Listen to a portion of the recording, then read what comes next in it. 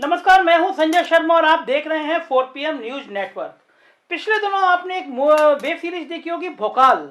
UP के एक तेज तर्रार IPS अफसर का आपको उसमें चित्रण भी हुआ होगा और आप जानते भी हैं उस आईपीएस अफसर के बारे में।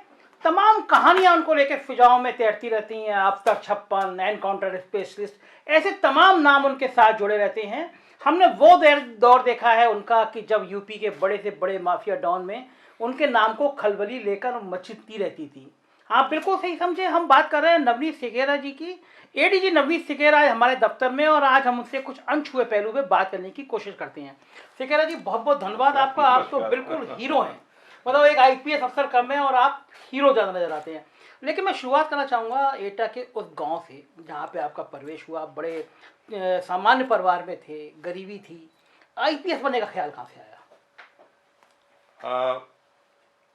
देखिए, ये जो आप पूछ रहे हैं ये प्रश्न ऐसा है कि मैं इसका जवाब जब भी सोचता हूँ तो थोड़ा सा भाव आ जाते हैं और इंसान है तो भावनाएं ऊपर आ जाती हैं। तो मेरे ख्याल से इस प्रश्न को हम लोग बाद में ले लें, पहले हम कुछ थोड़ी और बात कर लें। हाँ, क्योंकि ठीक है, ठीक है, मैं समझ सकता हूँ कि वो फीलिंग, क्योंकि मैंने जितना पढ़ा है जाना है वो आपके बहुत दिल को छूने वाली चीज़ है। चलिए इसके अलावा बात करते हैं। आपने जब आप लखनऊ के एसएसपी थे और मेरठ में थे, आपने एक नई विधा शुरू करी। आपको लोग एनकाउंटर स्पेशलिस्ट, मतलब आपकी जो सारी खयाती है ना, उस खयाती पे ये वाला पार्ट आपका बहुत ज़्यादा भारी रहा है एक दौर तक। ये जो अपराधियों को मारने वाली जो टैक्टिक जो आजकल चल रही है, ये आपने दौर में शुरू की। एनकाउंटर होते थे, कराए जाते थे? नहीं, देखिए, मैं आपको बताऊं कि ये जो नाम है एनकाउंटर स्पेशलिस्ट या जो killer, trigger happy cop etcetera, ये सब आप ही लोग की मेहरबानी है। आप ही लोग अखबार में जब लिखते हैं तो पब्लिक उसको पिकअप कर लेती है। ऐसा बिल्कुल नहीं था। और मैं आपको इसके पीछे की कहानी बताता हूँ, क्योंकि जो सामने आ गई है, जो छप गई है, जो मीडिया में दिखा दी गई, वो तो सबने जानी। पीछे की कहानी नहीं पता है। मैं आपको बताऊं, कोई भी क्रिमिनल जो जो वांटेड होता था, मैं उसके परिवारीजनों को कई कई बार अपने पास बुला के बिठा के चाय पिलाता था। कहता था कि भाई देखो, आप उसको सरेंडर करा दो, वो वांटेड है, त्राही त्राही मचा रहा है यहाँ पर, आप उसको सरेंडर करा दो, जेल में रहेगा, न्याय अपना हिसाब से आगे बढ़ेगा, ठीक है। और अगर ऐसे ही वो फिरौती मांगता रहेगा, कभी किसी को धमकाएगा, कभी किसी प्रॉपर्टी पे कब्जा करेगा, डर का माहौल पैदा करेगा, तो सिस्टम है ये, कोई ना कोई सिस्टम में से उठेगा और उसका जो है उसकी जो उसने जो अपना आतंक फैलाया हुआ है उसके विरोध में वो कुछ ना कुछ उसे करना पड़ेगा। क्योंकि यही हमारी जिम्मेदारी है कि हम जनता को एक निर्भय राज दें जहां पे डर ना लगे। देखो, आप कोई भी काम करो, हाँ, डर नहीं होना चाहिए उसमें। अगर किसी का डर है, डर हो तो वो न्याय का होना चाहिए। कानून का डर है तो अच्छी बात है। कानून के अलावा यदि कोई और डर है तो फिर वहां पे एसएसपी बना बैठा है तो उसको कोई मीनिंग नहीं है।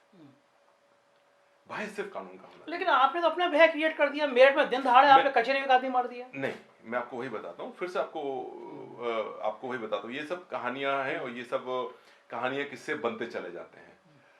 अब जैसे आपने मेरठ छेड़ दिया, पहले मैं वो बात पूरी कर दूं, फिर यहाँ मेरठ भी बताता हूँ कि उसमें ये था कि मैं उनको बुलाता था और कई कई बार, आज भी कई क्रिमिनल्स ऐसे थे जिनका एनकाउंटर भी हुआ बाद में, उनके परिवार के साथ मेरे आज भी व्यक्तिगत संबंध बने हुए हैं।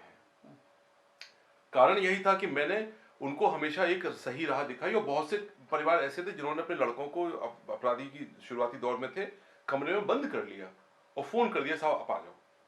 और मैं, हमारी टीम गई, उसको अरेस्ट करके जेल भेजा। आगे जो कार्रवाई हुई होगी वो जेल में हुई। डर रहे, मारना थे आपके? हाँ, नहीं, तो उनसे कहा कि आप, मतलब जब आप वांटेड हैं, न्यायालय आप चाहता है कि न्यायालय में आप प्रस्तुत हो, तो फिर आपको न्यायालय में प्रस्तुत होना होगा। That is one thing. दूसरी बात, आपने ये बात अच्छी उठाई कि कचहरी में आपने मार दिया। अब आप एक बात बताइए, लोग आरोप लगाते हैं कि साहब सिकेरा साहब ने कचहरी में एनकाउंटर प्लान कर दिया। आप बताइए, मैं कहीं से भी आपको, मैं इतना बेवकूफ नजर आता हूँ, कचहरी में फायरिंग करूंगा? कचहरी जहां पे 10,000 आदमी होता है। आप इतने हीरो है ना, लोग आपको कहानी असली बताते हैं, आप कुछ भी कर सकते हैं। आप सुनिए ना, जहां पे 10,000 आदमी रोज हो, वहां पे अगर फायरिंग होगी, तो बुलेट निकलती है ना, तो पूछती नहीं कि भाई साहब आप कौन हो, आप कौन हो, ठीक है। और वो भी गैंगस्टर, आमने सामने की फायरिंग में कितने लोग मरेंगे, आपको अंदाजा है? आई थिंक मेरा ये जवाब पर्याप्त है। जो लेकिन वो टीवी में फुटेज आई थी, आप भी बुलेट प्रूफ जैकेट पहने नहीं वो नहीं, कचहरी में गोली आप गोली घटना गोली घटना चला वो घटना वहां पे गैंग वॉर हुआ था।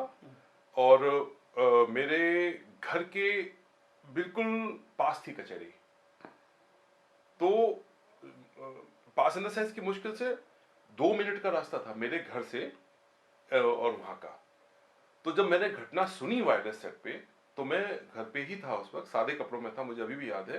तो मैं तुरंत निकल के भागा था और रास्ते में जो मेरी बीपी पड़ी थी वो भी पहन ली थी, क्योंकि फायरिंग उस वक्त हो रही थी, मतलब उस वक्त लाइव फायरिंग हो रही थी, तो मैं मौके पे पहुंच गया था। तो वो जो फुटेज आया वो घटना के बाद का है, मेरे जाने के बाद फायरिंग नहीं हुई थी फिर। आजकल ये कहा जाता है यूपी में कुछ पुलिस अफसर ऐसे हो गए कि एक डॉन को हाथ में लेते हैं, दूसरे डॉन के लोग मार देते हैं, दूसरे डॉन के हाथ रखते हैं, इधर वाले मार देते हैं। आपके संग तो ऐसा कभी कुछ चर्चा में नहीं आया? देखिए ना, मैंने आपको वही कहा कि मैंने जो निर्णय लिए जितने, उनमें से हो सकता है कि कुछ में कुछ कमी हो, कुछ में कुछ इलीगैलिटी बची हो, लेकिन मैं ईश्वर को साक्षी मान के कह सकता हूं किसी में भी अनएथिकल कंडक्ट नहीं होगा। मेरे एथिक्स पे जिस दिन प्रश्न उठ जाएगा तो उस दिन मुझे नहीं लगता कि मुझे ये नौकरी करने का अधिकार है या इस कुर्सी पर बैठने का अधिकार है। मैंने एथिकली कोई काम गलत नहीं किया। मैं आपके चैनल के माध्यम से खुले कह रहा हूं इस बात को। मैंने एथिक्स पे हमेशा कायम रहा हूं। सिकेरा जी, आप ही की पुलिस है कि अब पिछले 1.5-2 सालों में वही पैर होता है, वहीं पे गोली लगती है, वही एक रटी रटाई तमंचा होता है, उसी में खोख में काट आप पूरी, अगर पिछले 1.5-2 साल या पहले की भी आप उठा के देखेंगे, देखिए यहाँ पर स्क्रिप्ट ऐसा होता है वो टैग करके रखी हुई है, नाम भरना होता है, कोई टांग की गोली में। मैं आपको बताता हूँ कि मैं सिर्फ अपने समय के बारे में टिप्पणी करूंगा, क्योंकि वो मुझे पता है, वो मुझे अच्छे से पता है, और जो मेरा काम है मैं उस पर टिप्पणी करूंगा, क्योंकि मैं उसके बारे में जानता हूँ। कुछ पुलिस अफसरों को बड़ी ईर्ष्या होती है कि नवनीत सिखेरा आखिर इंडिया टुडे जैसी मैगजीन में छपते हैं, अखबारों के फ्रंट पेज पे छपते हैं, उनको हीरो कह दिया जाता है, एनकाउंटर स्पेशलिस्ट किया जाता है। तो आप मैं ऐसे कौन कौन से काम होते हैं मीडिया आपको इतना ज्यादा प्यार करने लगती है? इसका राज ही बताता हूँ आपको। आज पता नहीं, मैं आपको बताऊं, मैं लगभग 3 साल के बाद मीडिया के सामने आया हूँ। आपने इतने प्यार से बुलाया तो मैं आया हूँ। तो नेचुरली बहुत सारी चीजें हैं बताने के लिए, और इतने दिनों से बताने का मौका नहीं मिला तो इकट्ठी भी हो गई। नहीं, वो लोग आपको क्या कर रहे थे, 3 सालों से आपकी चर्चाएं होती थी कि सिखेरा जी तक आजकल क्यों नहीं आ रहे हैं। इंडिया टुडे की बात बताता हूँ।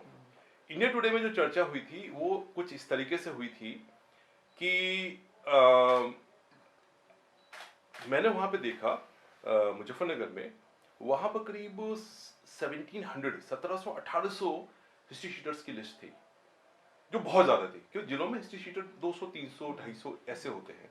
मुजफ्फरनगर की बात, मुजफ्फरनगर में 1700 थे। मैंने कहा ये इतने ज्यादा क्यों हैं? ये उसके पीछे की कहानी बता रहा हूँ आपको, और वो बाद में कैसे कहानियां पलट जाती हैं वो आपको समझाता हूँ।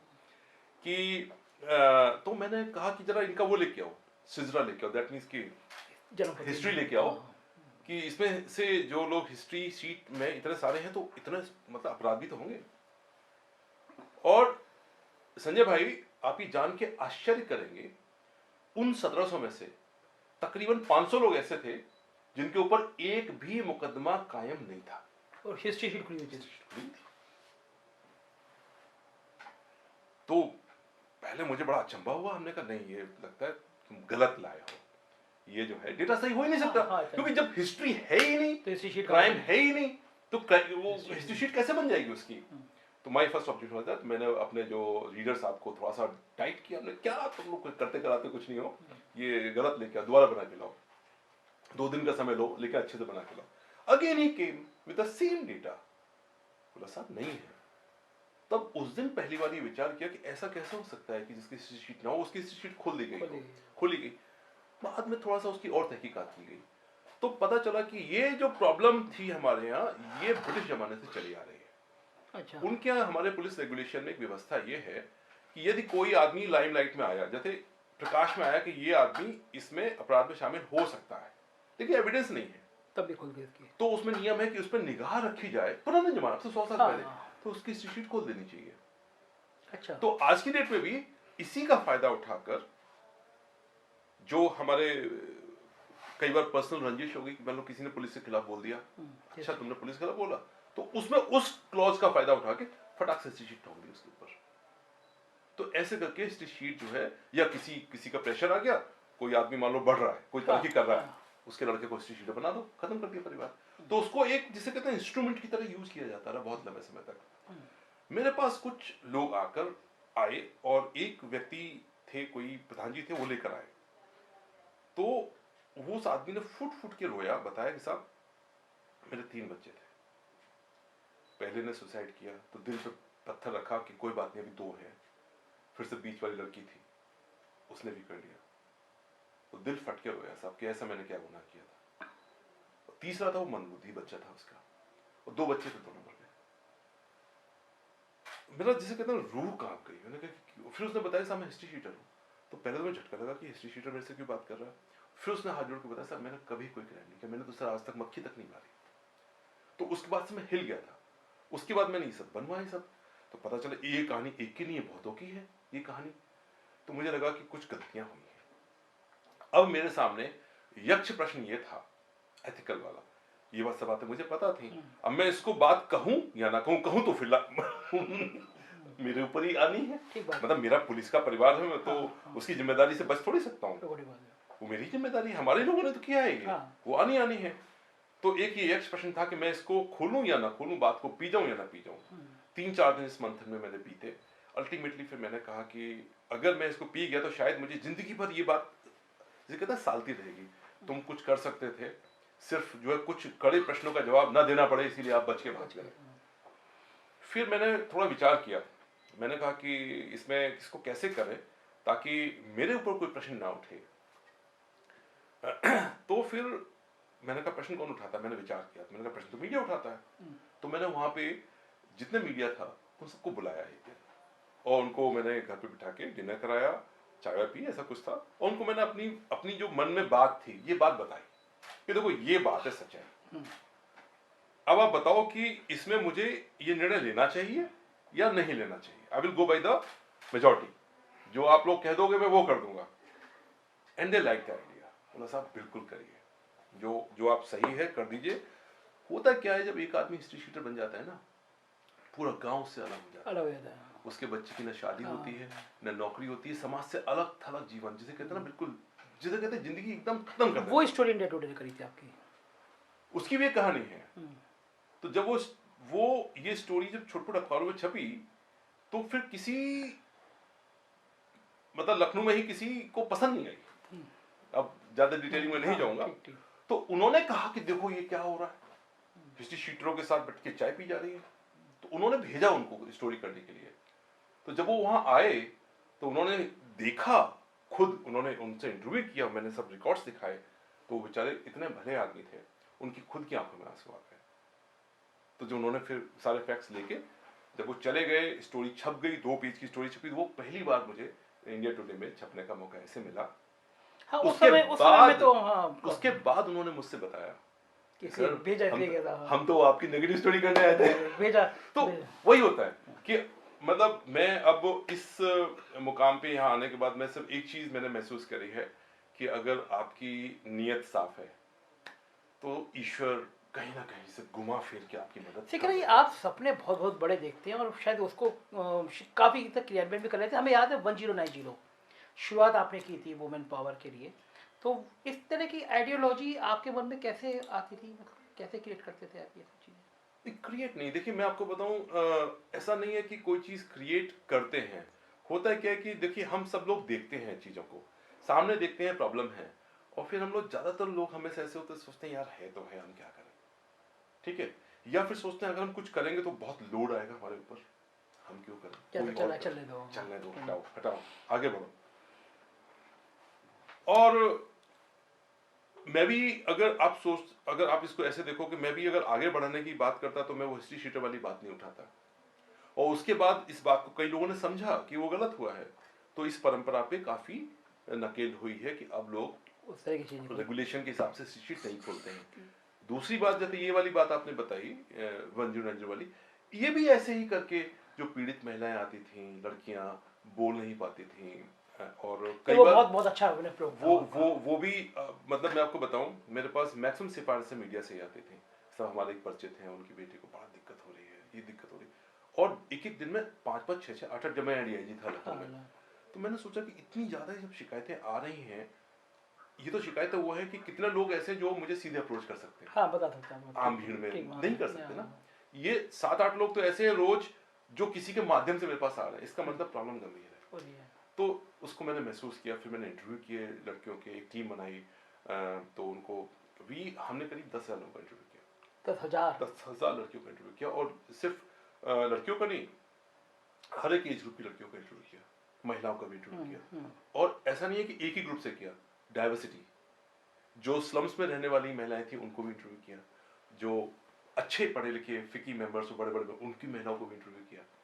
तो उससे क्या उन्हें एक सोसाइटी का पर्सपेक्टिव मिला, हाँ और समझ में आया कि ये प्रॉब्लम ऐसी है जो है, लेकिन कोई कहता नहीं है, इसको दिल में छुपा के दबा के रखती हैं महिलाएं। और होता क्या है, बहुत दिनों तक जब वो दबी रहती है ना, तो वो साइकोलॉजिकल डिसऑर्डर की तरह निकलती है, तो लोग कहते हैं देखो गांव देहात में माता आ गई, या ये ऐसा बिहेवियर क्यों है। तो ये इश्यूज थे, तो मेरे दिमाग में आया कि इसको काम करना चाहिए। सिकंदर जी, आप जनरल, आप जहाँ जिलों में रहे, एसएसपी रहे, एसपी रहे, एडिशनल एसपी रहे, डीआईजी रहे, तो एक छवि तो बनी है आपकी, मतलब कि वो आप डैशिंग हैं, डायनेमिक हैं, काम करते हैं, एनकाउंटर करते हैं, काम कर बड़े बड़े काम करते हैं। इतना काम करने वाला अफसर, मुझे पता है आप इसका जवाब नहीं देंगे, इतना काम करने वाला है एडीजी अब भवन निर्माण के कमरे में बैठा हुआ है, फील्ड में नहीं है। कभी लगता है कि मतलब ये नाइंसाफी है, जो काम करने वाले अफसर हैं वो भवन निर्माण करा रहे हैं, जो फील्ड नहीं, भवन निर्माण जरूरी है, लेकिन आप जैसे अफसर, कितना बड़ा काम है, आप जैसे अफसर, कम बड़ा काम आप नहीं है। जैसे अफसर, सिस्टम की कमजोरी क्या है? मतलब मैं इसलिए पूछना चाहता हूँ कि आप, हालांकि सवाल मुझे पता है आप नहीं देना चाहिए आपको, लेकिन कभी कभी जनरल खराब लगता है कि जो अफसर ये चिन्हित हैं कि ये लॉ एंड ऑर्डर बढ़िया मेंटेन कर सकते हैं, संभाल सकते हैं चीज़ों को, इनके आने से ही मैसेज चला जाएगा, पॉलिटिकल दबाव कब तक रहेगा सिस्टम पे? देखिए ये तो एक इतना बड़ा प्रश्न है कि जिसका जवाब शायद पूरे देश में किसी के पास नहीं होगा। तो मैं तो बहुत छोटा सा प्राणी हूँ इसमें। इतने इतने इतने इतने कठिन एग्जाम्स को आप मुझे मत दीजिए, 3 साल के बाद इंटरव्यू दे रहा हूँ, पता चलो मैं पहले में फेल हो जाऊंगा। आपको कभी कभी खुद लगता है आप जिस चीज के जो मास्टर है, जिस चीज का, मैं अखबार में अगर खबर लिखने वाला हूँ, मुझे किसी के मैं फिर से बताऊं कि देखिए होता क्या है कि इंसान को इवॉल्व करना चाहिए। आप जो एक काम एक समय में कर रहे हैं, आप हमेशा वो काम नहीं कर सकते। इट्स लाइक दिस कि जो है कपिल देव साहब या सचिन तेंदुलकर बहुत बड़ा क्रिकेट खेलते थे, but now at some point of time they have to take retirement from this, because उनको पता है कि वो स्किल सेट उनके पास अब नहीं है, तो समय से आपको वो चेंज कर देना। ये नहीं कि हम मान सकते भाई नहीं आपने बहुत अच्छा खेला है इसीलिए आप हमेशा खेलते रहो। लेकिन आप तो रिटायर क्यों नहीं करके फिर छक्का मारी तैयारी में? मुझे करना नहीं चाहिए निजी बात, लेकिन आप 3 साल गायब हुए और सुनाए कि आप एक धमाकेदार एक बढ़िया सी किताब लिख रहे हैं आजकल।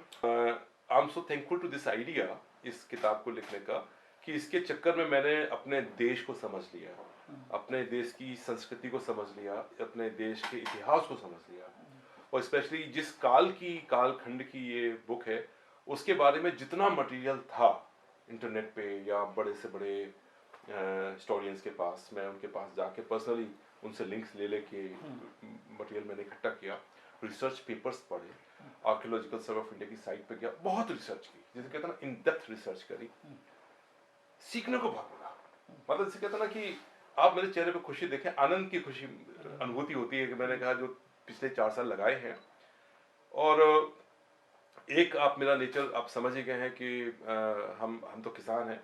पुराने जमाने में कहा जाता था कि 7 बार जब जोतोगे खेती को तो बढ़िया निकलेगी, तो हम लोग 7 बार ही हमारे पिताजी और हमारे बाबा जान जो दादा जोते थे। आपसे जब बात हुई तो मैं डर गया, आप मुझसे पतला होने की कहते हैं कि लोगों को यकीन नहीं होगा कि आप आज, अच्छा आप खुद बताइए आप सोते कहाँ पे हैं?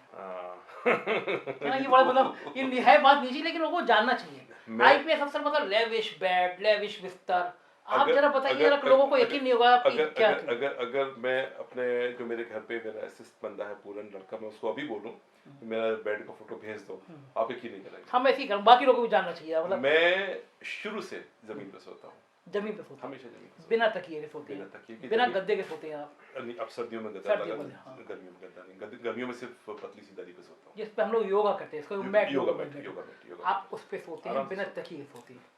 ये कब से कर रहे हैं आप? इसको याद नहीं शुरू से पढ़ाई के दिनों से। मतलब जब आप एसएसपी थे, डीआईजी थे, तब भी आप मैट पे सोते थे जमीन पे?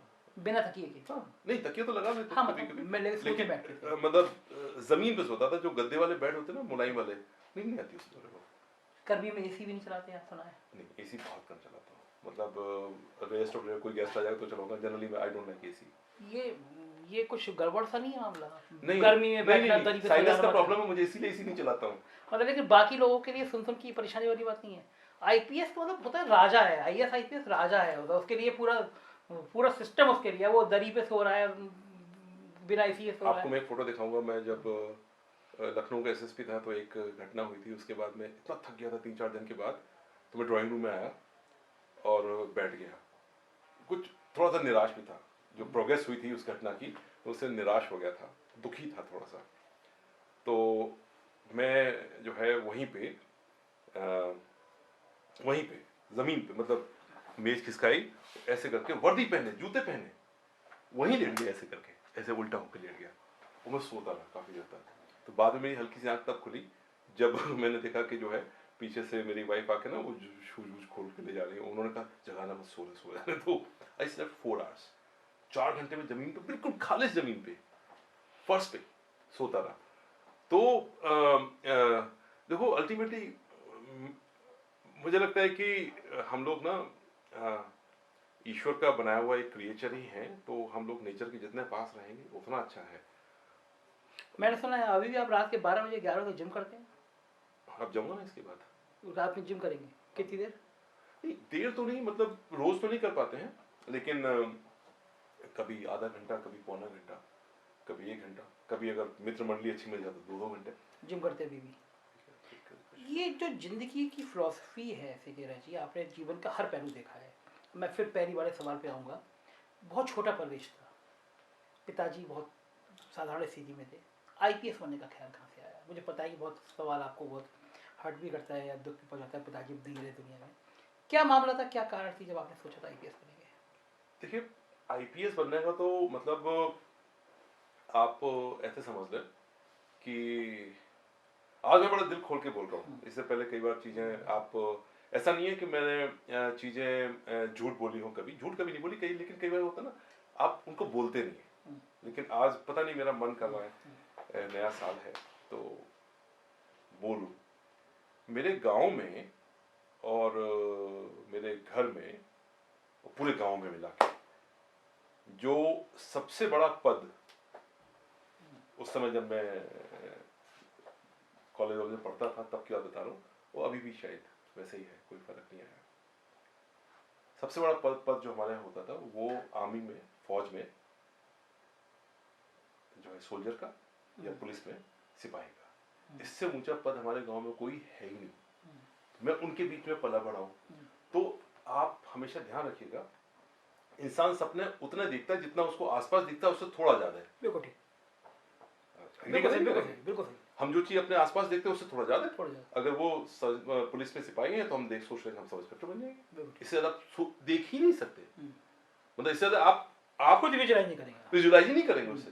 तो हमारी भी कहानी कुछ ऐसी ही थी। शुरुआत होती है कि शुरुआत में मेरे पापा का ड्रीम था कि बस हाई स्कूल में फर्स्ट डिवीजन आ जाए, बस इससे बड़ा कोई ड्रीम था ही नहीं, क्योंकि फर्स्ट डिवीजन किसी का ही नहीं थी। तो मेरी आ गई फर्स्ट डिवीजन, तो बड़े खुश हुए इस बात से। उसके बाद था कि अब 12th में भी आ जाए, तो 12th में भी आ गई। उसके बाद फिर मैं एडमिशन लेने गया बीएससी में। तो एटा में जहाँ मैं पढ़ता था वहाँ पे बीएससी का कोई कॉलेज नहीं है, बीएससी का कोई कॉलेज था ही नहीं, मतलब थोड़ा सा बैकवर्ड डिस्ट्रिक्ट है। अभी भी है या नहीं मुझे पता नहीं, मतलब अब तो बहुत दिनों से आना जाना नहीं हुआ, लेकिन उस वक्त जो है बीएससी करने के लिए आपको बाहर ही जाना था। तो पहली बार मुझे जिसे कहते हैं ना जिंदगी के पहले झटके तब लगे जब बीएससी में एडमिशन के लिए दिल्ली में एक बार गया था। तो कॉलेज में गया तो फॉर्म हम ले लेते थे, पैसे दे दिए, फॉर्म ले लिए, अपना फॉर्म भरा, और पता चल जाता था कि एडमिशन तो होना नहीं है, क्योंकि जो कट ऑफ लिस्ट है वो सीबीएसई बोर्ड की हुआ करती थी, हम तो यूपी बोर्ड के, वो भी हिंदी भाषी। तो हम लोग का जो टॉपर होता था वही 85% पे होता था, वहाँ पे सिलेक्शन 95 पे होता था। तो मतलब, लेकिन ये सोच के कि शायद यूपी बोर्ड को कंसिडर कर लेंगे, एडमिशन फॉर्म भर देते हैं, ये सब प्रोसेस चल रहा था। तो एक कॉलेज में हम पहुंचे तो बस से जाते थे, एटा से बस जाती थी तो 9 घंटे लगते थे, 25 रुपए गाँव में? नहीं, एटा कॉलेज से के? दिल्ली, दिल्ली से बस के? एटा से दिल्ली बस से जाते थे, 9 या 10 घंटे लगते थे उसमें, और 25 रुपए किराया लगता था, और मुझे अभी भी अच्छे से याद है। तो सुबह जाके ISBT जाकर अपना मुंह धोया और अपना किसी से पूछ पाछ के कॉलेज नॉर्थ कैंपस पहुंच गए। वहां पे एक जिंदगी का बहुत झटका ये लगा था कि एक कॉलेज में जब पहुंचे तो थोड़ा सा थके हुए थे, रात भर की जगह हुए, नींद भी नहीं आई। तो शक्ल देखते बोलता है कि तुम कहाँ से आए हो? मैंने बताया कि सर, नहीं ये भी नहीं बोला कहाँ से हो, बोला तुम यूपी से आए हो बिहार से आए हो, शक्ल पे लिखा था। तो मैंने कहा मैं यूपी से आया हूँ। बोला अच्छा क्यों आए हो? कि एडमिशन लेना है। फॉर्म चाहिए? मैंने कहा हाँ जी। मैंने कहा, उसने पूछा फॉर्म चाहिए? मैंने कहा हाँ जी फॉर्म चाहिए। तो वो आदमी आई डोंट नो उसके दिमाग में क्या था, तो 1-2 मिनट बात करके कहता चल रुको मैं आता हूँ। यही केम आउट विंडो जो होते हैं क्लर्क जो होते हैं, वो क्लर्क ही रहा होगा बाबू। वो उठ के बाहर आया और जो है आके मुझसे बोला कि अच्छा बताओ पिताजी क्या करते हैं? वो 1-2 प्रश्न पूछे, वो कंधे पे हाथ रख के लेके चल दिया मुझे ऐसे बाहर के, और बोलता है देखो ऐसा है यहाँ दिल्ली में कोई हिला नहीं लगेगा तुम्हारा, ठीक है, माँ बाप ने जो कमाया है बर्बाद हो जाएगा, ठीक है, और जेब से 2 रुपया निकाल के उसने दिया मेरे को। कौन से सन की बात हो गई है? ये बात है 87-88 की। 2 रुपया निकाल के दिया कि यहाँ से मुद्रिका जाती है कोई बस, तुम बैठो सीधे ISBT जाओ। तो मैं आके बैठ गया बस में। अब मुझे बड़ा रोना है, अब बहुत छोटा था, 15-16-17 साल का मुश्किल से उम्र रही, अब बड़ा रोना है मुझे। तो 1-2 आंसू निकल गए बस में। अड़ोसी पड़ोसी ने देखा तो खैर कंट्रोल किया अपने आप को, कोई बात नहीं, जिंदगी का फलसफा है, देखना पड़ता है। फिर थोड़ा और आगे गए तो ISBT आ गया, तो ISBT पे जाके कुछ खाने वाने को लगा, तो वहाँ पे एक फिर कुछ खा रहा था मैं, तो उस जमाने में एक पिक्चर आई थी, उसका नाम था कयामत से कयामत तक। उसका गाना बज रहा था, आमिर खान वाली। आमिर खान वाला गाना बज रहा था, पापा कहते हैं बड़ा नाम करेगा। वो गाना बजने लगा और मुझे वहां बिजली लेकर भगा दिया कि फॉर्म तक नहीं मिला। मेरे आंसू निकलने शुरू हुए, वहां पे बैठे बैठे देखा था फफक के लोग पड़ते हैं। तो अब लोग इकट्ठे हो गए आसपास कि आप अरे क्या हो गया बच्चे, कुछ पैसे वैसे खत्म तो नहीं हो गए, पर्स पर छिन जाता तो लोग रोते हैं। तो ऐसे करके मैं वहां रो पड़ा, मतलब यंग बॉय स्क्रीमिंग हो गई। तो वही होता ना कि जिंदगी में, मैं आपको एक बात बताऊं संजय भाई, कि जिंदगी में अगर आपकी बेइज्जती नहीं हो रही है ना, कोई आपका मजाक नहीं उड़ा रहा है ना, तो आप मान के चलो आप कुछ अच्छा कर भी नहीं रहे हो। क्योंकि जब जब आप अच्छा करोगे या आप कुछ वर्थवाइल करोगे तो आपका मजाक उड़ेगा, आपकी बेइज्जती की जाएगी, आपके पीछे प्रोपेगेंडा खड़ा किया जाएगा कि ये क्यों कर रहा है। तो बस उससे डरना नहीं है, हिम्मत से काम लेना है। एक वो और वाक्य जो बहुत जुड़ा हुआ है, किसी दरोगा ने कुछ शब्द कह दिया था पिताजी को, वो इसके बाद का वाक्य है। पहले तो यहाँ शायद टर्निंग पॉइंट IPS वाला। हाँ, उसके बाद फिर ये था कि इसका पॉइंट का ये हुआ कि दिल्ली विल्ली घूमने से ना थोड़ा सा मुझे समझ में आ गया कि इंजीनियरिंग एग्जाम कैसे दिए जाते हैं। हम लोग 12th तक यही नहीं जानते थे कि IIT होती क्या है, डिडंट नो। सी मैंने तक एटा छोटा सा जिला, छोटा गांव, हाँ जानते ही नहीं थे कि IIT होती क्या है। लेकिन हाँ जो 1 साल खाली रहा उसमें ना खूब लोगों से मिला, तो खूब हार्ड वर्क किया। और मैं बिल्कुल ईमानदारी से बताऊंगा सारी बातें, उस वक्त ड्रीम सिर्फ इतना सा था कि कहीं भी एडमिशन हो जाए, मतलब IIT रुड़की ये तो बहुत बड़े नाम थे भाई, हमारा तो ऑर्डिनरी BSc कॉलेज वाला तो एडमिशन नहीं दे रहा। तो हम तो सोचते थे कि कोई बिल्कुल घटिया से घटिया कॉलेज में बस हो जाए, हाँ मतलब थोड़ी सी इज्जत बच जाएगी, नौकरी मिल जाएगी, नौकरी का था, नौकरी मिल जाएगी, थोड़ी सी 4 पैसे कमा लेंगे और क्या। तो नौकरी वाली छोटी वाली तब तक सोची सबसे मतलब कि बस सिपाही वाली कुछ भी हो जाए, कुछ भी मिल जाए, मतलब कुछ भी मिल जाए, इससे ज्यादा ड्रीम था ही नहीं, मतलब कहीं एडमिशन हो जाए, ये था कहीं एडमिशन हो जाए। तो उसी क्रम में मैंने एग्जाम दिया था, एक पोस्ट भी लिखी थी। तो उसमें मैंने लिखा था कि मेरे पिताजी मुझे साइकिल पे बिठा के ले गए थे एग्जाम दिलाने के लिए, साइकिल वो भी मांगी हुई। तो उससे थोड़ा सा इंप्रेशन ये गया था कि क्या मैं ऐसे परिवार का हूँ जिसको साइकिल भी नहीं थी, ऐसा नहीं है। दरअसल वो मेरी जो सेंटर था वो आगरा में पड़ा था, तो आगरा हम लोग बस से गए थे। तो वहाँ पे कोई हमारे रिश्तेदार लोग रहते थे पुलिस PAC में सूबेदार, उनके घर हम लोग रुके थे जाके। तो उनसे साइकिल मांगी थी। तो हमारे भाई साहब हैं, अभी भी हैं, रिटायर्ड हो गए अब तो उस साइकिल पे बैठ के जब हम एग्जाम देने गए तो एयरफोर्स स्टेशन में कोई केंद्रीय विद्यालय है, वहां पर था सेंटर, मेरा अभी भी याद है। तो संजय होता क्या, जैसे middle class, lower middle class की फैमिली के बच्चे, गांव देहात की फैमिली बच्चे क्या देखते हैं, वहां पे जब हमने देखा ना तो देखा कि वहां पे बच्चे कार से आए हुए हैं और कार में भी ना उनके पेरेंट्स या टीचर कुछ कुछ उनको पढ़ाए जा रहे हैं। अब मैं ऐसे करके देख रहा हूँ तो कार में भी पढ़ रहा है, इस किताब का नाम पढ़ रहा था, इस किताब का नाम क्या, आई डिडंट नो। हमने तो अपनी छोटी मोटी किताबें पढ़ी हुई थी, तो एकदम इसे कहते ना डर गया, इतना बड़ा, इतने बड़े बड़े स्मार्ट लड़के, और मैं कहाँ कर पाऊंगा, सब इंग्लिश में बोले, इंग्लिश सुनते ही मैं डिप्रेशन में चला जाता था कि यार ये तो इंग्लिश बोल रहा है, मुझे तो इंग्लिश आती नहीं है। अच्छा आप देखो हिंदी भाषी के साथ यही होता है, अगर कोई अच्छी इंग्लिश बोलते तो बेचारा आधा होपलेस हो जाता है, अब आता हुआ नहीं लिख पाएगा कि मुझे इंग्लिश नहीं आती, इंग्लिश का इतना बड़ा हुआ है।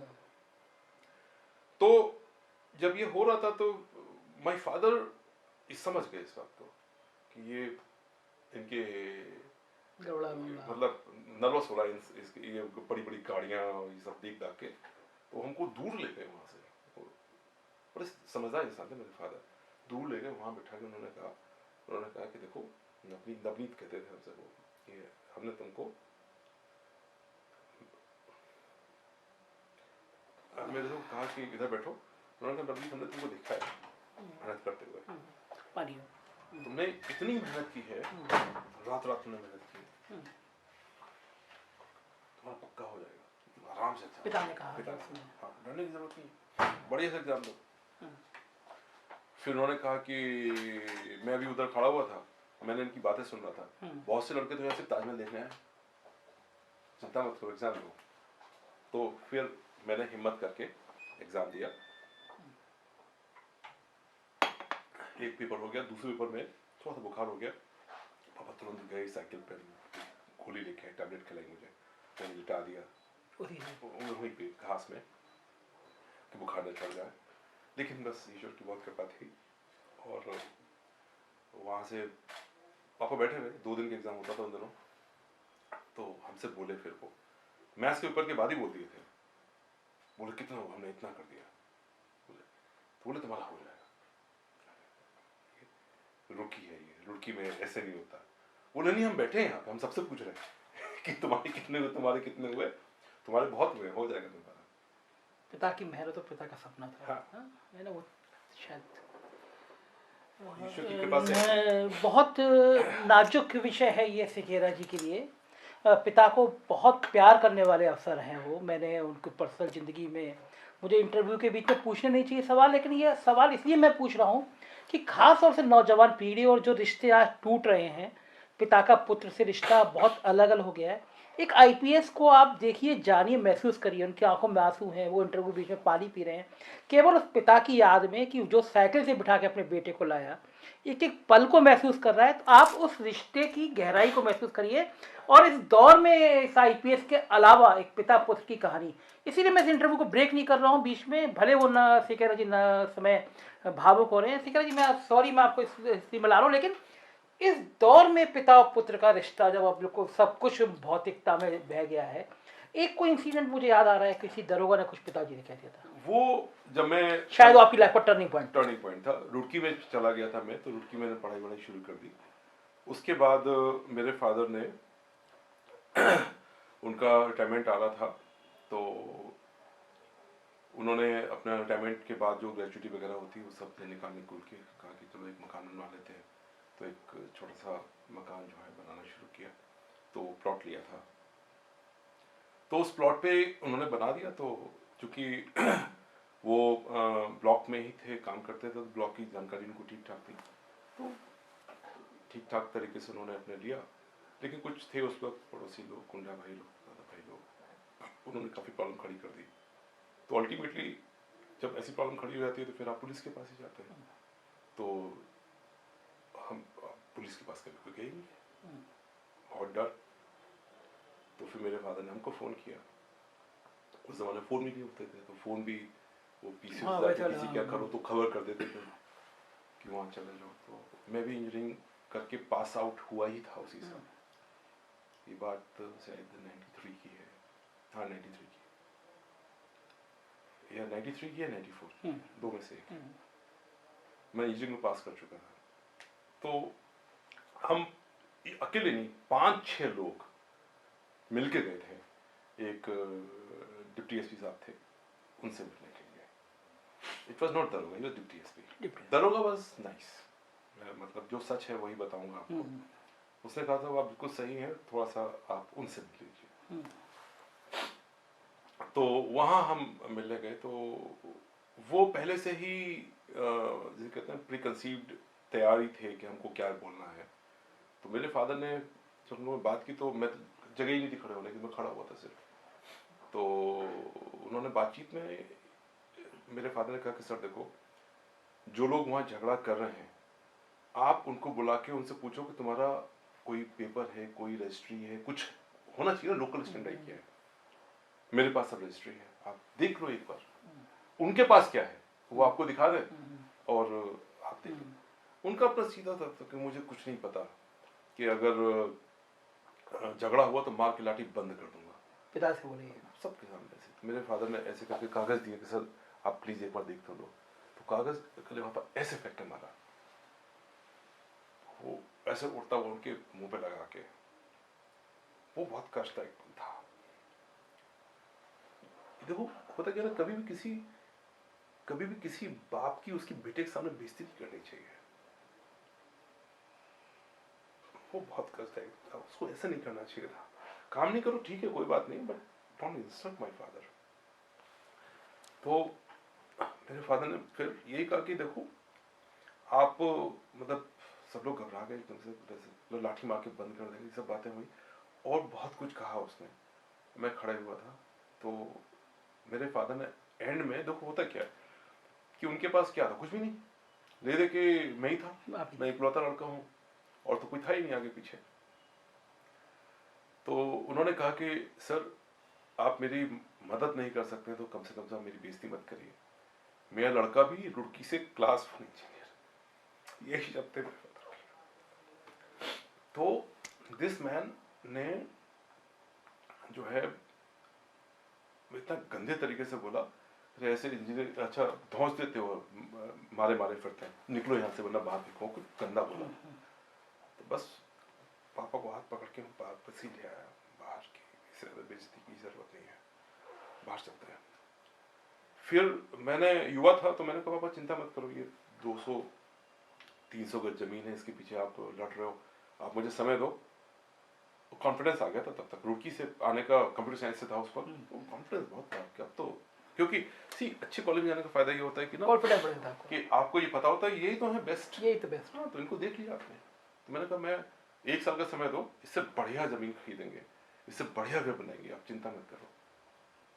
लेकिन तब एक बात समझ में आ गई थी मेरे उस वक्त, जब 3-4 दिन हो गए, मेरे फादर का वेट एकदम से गिरना शुरू हो गया, नीचे आना शुरू हो गया।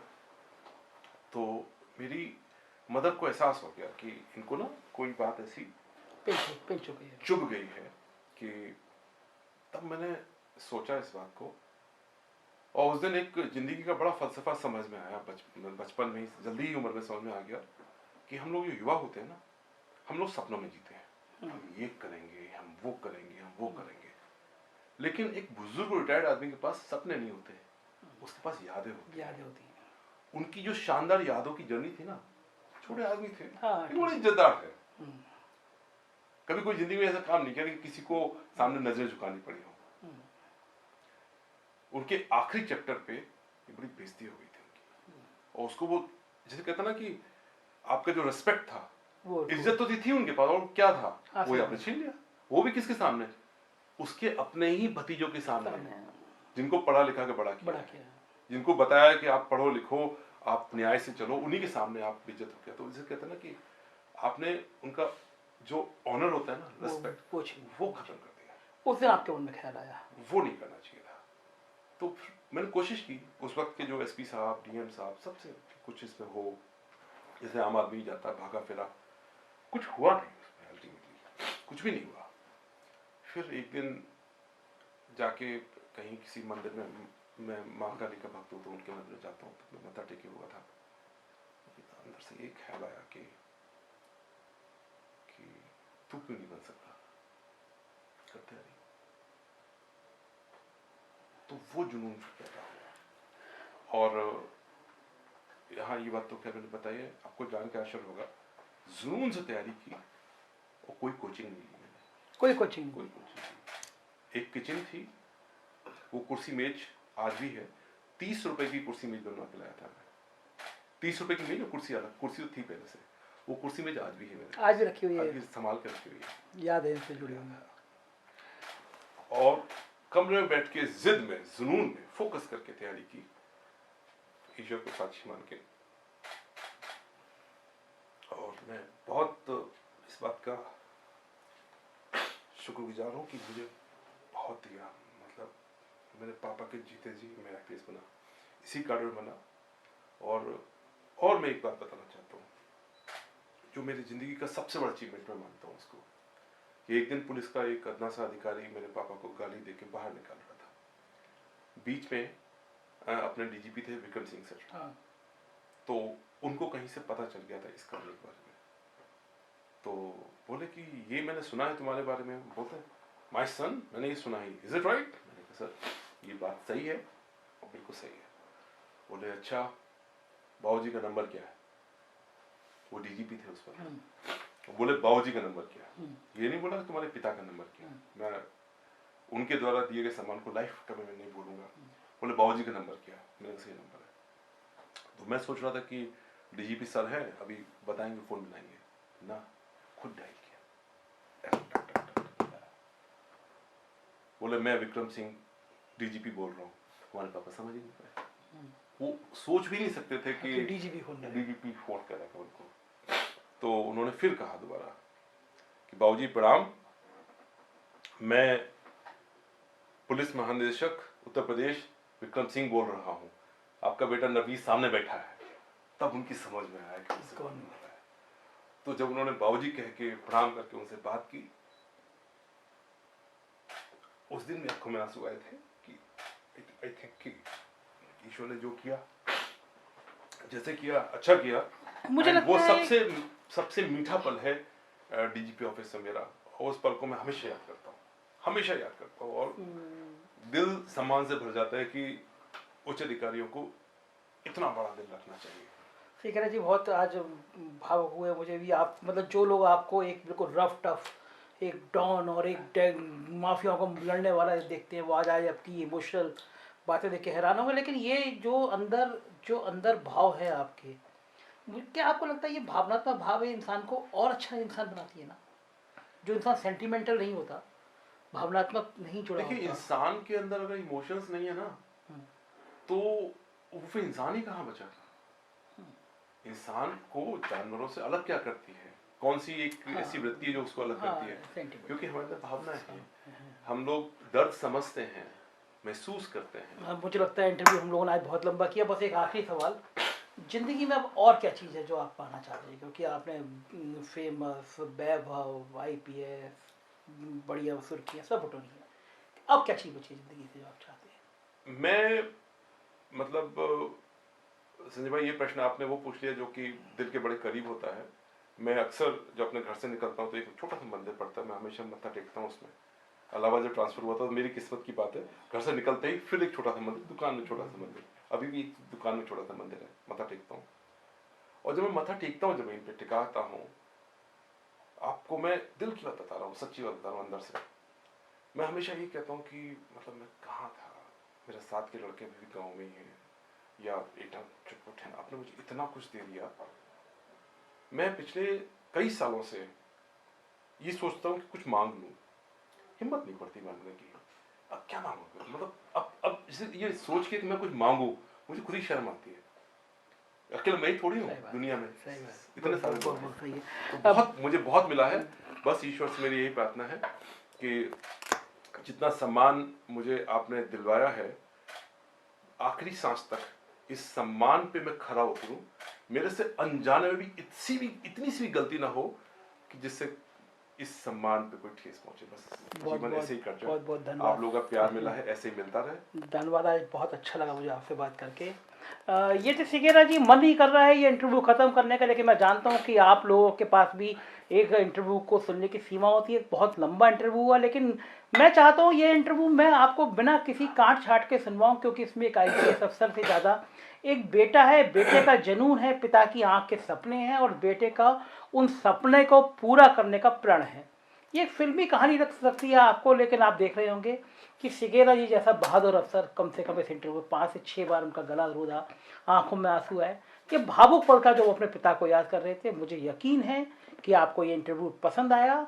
आप भी सिगेरा जी को मेल से या व्हाट्सएप पे मैं उनको फ़ोन नंबर शेयर करूँगा। आप ज़रूर बताइएगा कि वो कैसे लगे आपको और ये इंटरव्यू आपको कैसे लगा। Thank you.